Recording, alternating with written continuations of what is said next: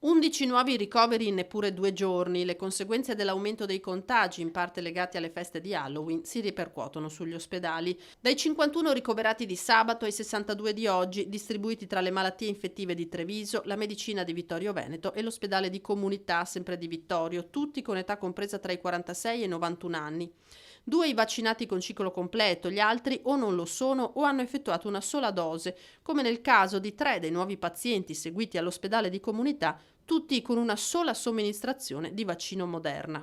Le feste di Halloween dunque, ma in generale, dice il direttore dell'ULSS 2 Francesco Benazzi, a pesare sono i raduni, gli incontri negli ambienti chiusi che favoriscono il contagio.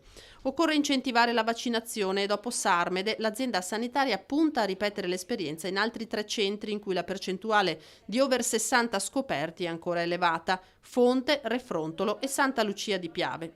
Chiamerò io stesso i sindaci, annuncia Benazzi, per chiedere loro la disponibilità a metterci a disposizione le sale consiliari, ben consapevole Benazzi che proprio a Santa Lucia è sindaco e medico Riccardo Szumski, paladino delle cure domiciliari come soluzione al Covid e tra i sanitari non ancora vaccinati. Si vedrà dunque se Szumski concederà al municipio. Ha sempre detto di non essere contrario ai vaccini, lo incalza Benazzi, questo è un ottimo modo per dimostrarlo. L'obiettivo dell'ULSS 2 è di organizzare queste nuove sedute entro un paio di settimane.